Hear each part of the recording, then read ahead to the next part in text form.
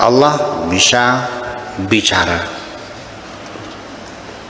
Laisa bi akhrasa, tidak bisu. Allah bisa bicara, tidak bisu. Tetapi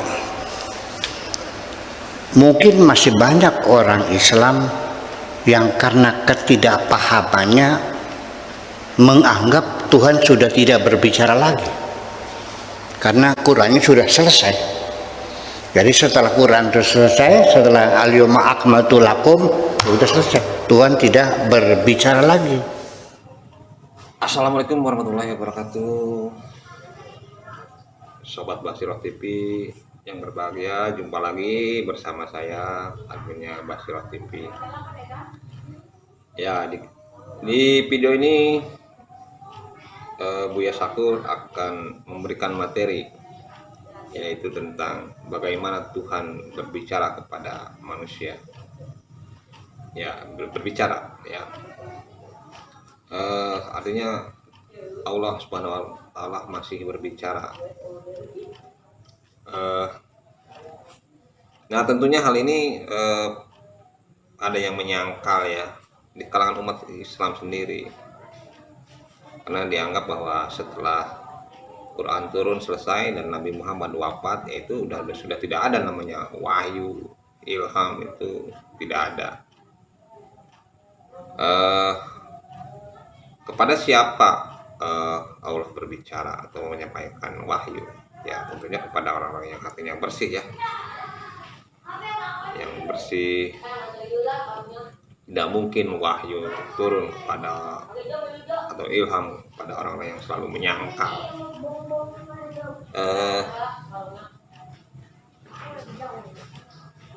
Siapa kira-kira orang yang selalu menyangkal itu? Ya, kita tahu sendirilah. Yang yang sebagian paham yang bahwa Quran itu udah selesai dan bisa diterapkan di setiap zaman. Nah, dan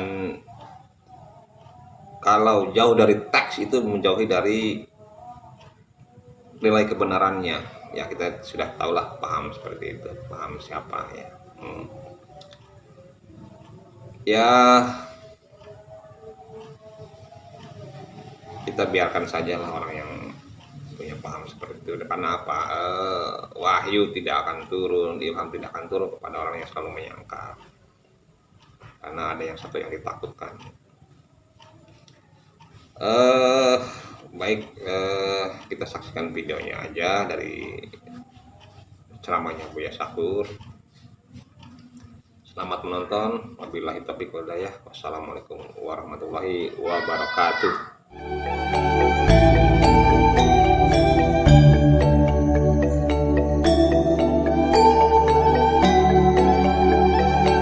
Rabbuna Azza wa Jalla mutakallimun laisa bi akhrasa. Allah bisa bicara. Laisa bi akhrasa, tidak bisu. Allah bisa bicara, tidak bisu. Tetapi mungkin masih banyak orang Islam yang karena ketidakpahamannya menganggap Tuhan sudah tidak berbicara lagi, karena Qurannya sudah selesai. Jadi setelah Quran itu selesai, setelah al-yawma akmaltu lakum, sudah selesai, Tuhan tidak berbicara lagi. Mingkem baik, iya kan? Ngomongnya kapan? Dikiranya Allah tidak bicara. Bicara kepada siapa? Ya, bicara kepada alam semesta, bicara kepada kita, bicara kepada kamu semuanya, bicara kepada langit, kepada bumi. Terus menginstruksikan perintahnya. Ya, berbicara kepada angin, bicara pada matahari, berbicara itu. Dan kita juga mendengarkannya kok. Ya, kita mendengarkannya apa yang dibicarakan Allah. Walihada, dan oleh karena itulah akadallahu azza wa jalla al-amra fi kalamihi li Musa faqal. Oleh karena itulah maka Allah menegaskan perkara ini ya, fi kalamihi dalam ucapannya, kata-katanya, li Musa kepada Nabi Musa faqal, dia mengatakan wa kallamallahu Musa taklima. Allah berbicara kepada Musa. Takliman itu litaukid, benar-benar bicara, bukan dengan isyarat, bukan dengan apa namanya ya, benar-benar berbicara. Karena ini taukid namanya taukid lafzi, namanya kallama yukallimu takliman, darabtuka darban, artinya bukan saya memukul kamu, saya benar-benar memukul kamu. Darabtuka darban, kalau darabtuka darbatan, saya mukul kamu sekali. Darabtuka darban, saya benar-benar memukulmu. Tapi kalau darabtuka darbatan, saya mukul kamu sekali. Darbatan itu sekali. Ya, jadi wa kallamallahu Musa, selesai. Kok ada takliman, itu menunjukkan taukid, artinya benar-benar berbicara, bukan imajinasi Nabi Musa seolah-olah saya mendengar. Tidak, memang Allah berbicara kepada Nabi Musa alaihissalam. Lahu kepada Musa ya kalamun yusma'u wa yufhamu qal, ya, dengan kata-kata yang bisa didengar dan bisa dipahami. Ya. Kalau kita mendengarkan perkataan Tuhan, mendengarkan firman Tuhan yang tidak ada suaranya, tidak ada rupanya, tapi kita langsung mengerti dengan bahasa kita sendiri. Itu yang biasa juga disebut dengan intuisi atau wangsit. Apa pulung ya? Pulung, wangsit, intuisi, ilham, wahyu, apa lagi? Ya sejenisnya begitu. Yufamu yusma wa yufamu. Qala li Musa, ya Musa inni anallah rabbul alamin. Wahai Musa, aku ini adalah Allah. Innani anallah. Innani satun ingsun iku ana utawi ingsun iku Allah Gusti Allah. Mengi'rabnya adalah innani, inna harfu taukidin, ya, tansibul isma wa tarfaul khabar. Inna zaidan qaimun, zaidan isimnya inna, qaimun khabarnya inna. Oke. Nah, ketika ini berarti ya mutakallim isimnya inna, khabarnya adalah anallahu. Ana sebagai mubtada, Allah sebagai khabar. Mubtada dan khabar ya fi mahalli raf'in khabaru inna. Wes paham? Ya, innani anallah, aku ini adalah Allah Rabbul Alamin, Tuhan alam semesta. Artinya bahwa Allah itu Tuhan alam semesta. Qul a'udzu birabbin nas, Tuhan manusia, Tuhan alam semesta. Bukan Tuhannya orang Islam saja, Tuhan alam semesta. Tuhannya semut, Tuhannya babi, Tuhannya ular, Tuhannya matahari. Ya, yang menjadi Tuhan adalah Allah. Ya. Dan Tuhan seluruh umat manusia, lengkap. Qul a'udzu birabbin nas, malikin nas, raja manusia, ilahin nas, Tuhan manusia. Ya, Rabbun, Tuhan dalam artian kepemilikan.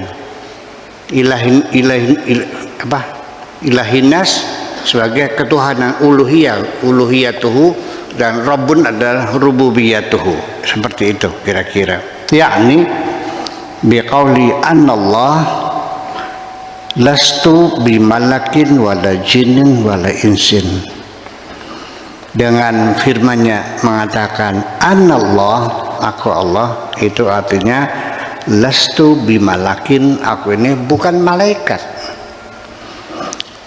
wala jinnin, dan juga bukan jin, wala ins, dan juga bukan manusia. Rabbul alamin, Tuhan semesta alam.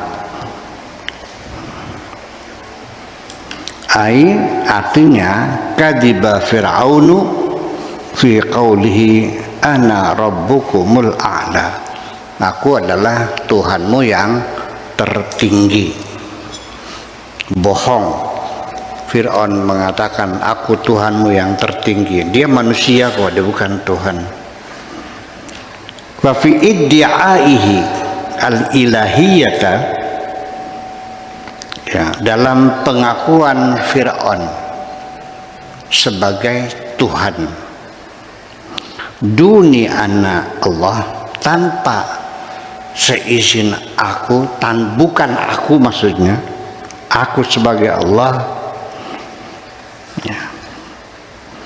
Ma fir'aunu wa ghairuhu minal khalqi, apa yang dikatakan diakui oleh Fir'aun, diklaim oleh Fir'aun sebagai Tuhan tertinggi, dan siapapun makhluk yang lain, lama waqa'a Musa fi dzalikal karbi, ya, karena ada yang terjadi terhadap Nabi Musa dalam kesulitan itu, wadhiqi, dan kesempatan, ya, baraza imanuhu wa iqanuhu, tampillah keyakinannya dan keimanannya dan keyakinannya, ya. Lamma waqa'a fi dzulmatil laili, ketika terjadi di kegelapan malam, wa dzulmatil ghammi, dan kegelapan awan, kegelapan malam dan kegelapan awan, mendung, ala zaujati, kepada istrinya, li ajlil karabi, karena menghadapi kesulitan itu, alladzi hiya fihi, yang dia ada di dalamnya, adharallahu azza wa jalla, Allah tampilkan kepadanya, lahu nuratihi, ya, nurahu sajalah, nuranahu juga boleh, ya, cahayanya. Faqala li'adatihi, lalu dia katakan, wa hiyalihi wa quwwatihi, segala daya upaya dan segala kemampuannya, wasbabi, dan segala sarananya, dia tinggalkan istrinya dan dia langsung naik ke atas gunung, mendekati cahaya yang muncul dari gunung itu. Gunung apa namanya? Tursina.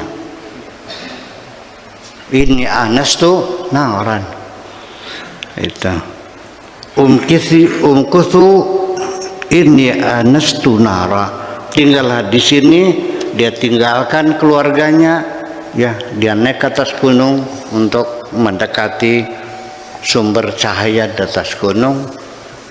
Begitu sampai di sana, disitulah dia dipanggil oleh Tuhan, innani anallah. Begitu dia naik ke gunung, langsung diberitakan, ikhla'na alaika innaka bil wadil muqaddasi tuwa, bil muqaddasi tuwa. Ikhla'na alaika, lepaslah kedua sandalmu, innaka, sesungguhnya kamu, bil wadil muqaddasi tuwa, di lembah yang suci. Buka sandal kamu, datang. Siapa kamu? Innani anallah, kan ceritanya gitu. Pernah dengar belum ceritanya? Pernah dengar belum? Belum. Wah. Iya, itu kan cerita Nabi Musa ketemu Tuhan di atas Gunung Tursina 40 malam. Kalau kita 40 hari ya. Kalau Nabi Musa 40 malam. Kalau kita di hutan berapa? 40 hari. 40 malam. Malamnya nggak perlu 39. Ya, malamnya 39. Siangnya 40. Kalau Nabi Musa 40 malam, berarti 41 hari dong. Kan gitu. Itu. Kemudian waduh, udah cukup lah.